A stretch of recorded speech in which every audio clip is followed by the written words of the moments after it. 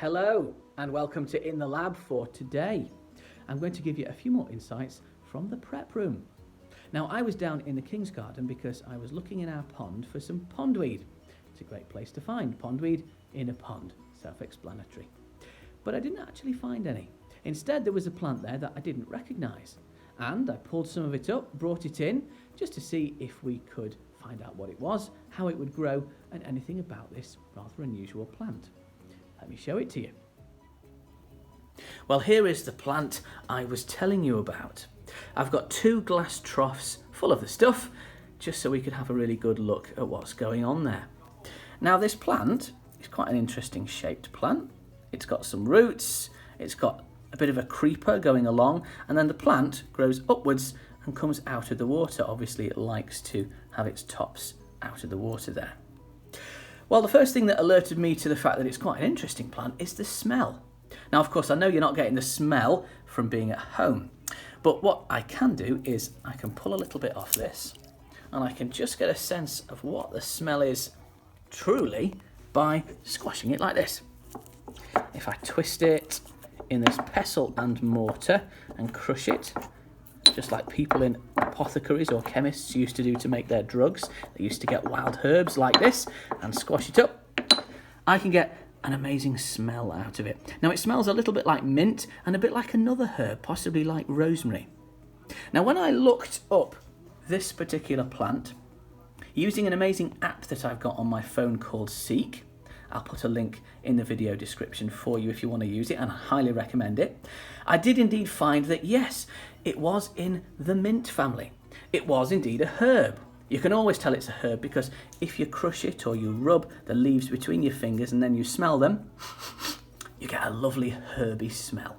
And I knew it was a herb, but it was lovely to have it confirmed. It's actually called brook lime or speedwell. And brook lime has been known for a very long time. People have used it for hundreds of years. In fact, it's very high in vitamin C. People would use it alongside oranges, lemons and limes and things like that to avoid getting scurvy, which is a deficiency of vitamin C. So you can actually pull it off, pull a leaf off, you can wash it, and then you can eat it, which I might do a little bit after this video. It's perfectly safe to do as long as you wash it very well because it has been in kind of semi-stagnant pond water. It's an excellent plant that we have there, and we have a lot of frog spawn. You may remember from a previous video that we have put into our pond. This plant just happens to be excellent to allow frog spawn to hide in the roots and the creeping shoots, and sticklebacks, little fish as well. They also have excellent protection. I may well have pulled up a couple of little early frog spawn, or actually tadpoles to be honest, floating about in the bottom here. I was pretty sure I saw one earlier on.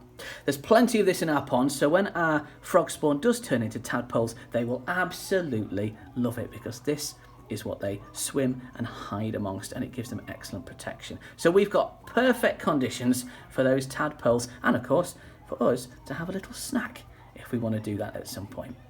Well, have a look in your water courses, have a look in your own ponds. You may well want to try and actually grow some aquatic herbs yourself. Brook lime, I can recommend, smells and I'm sure will taste amazing.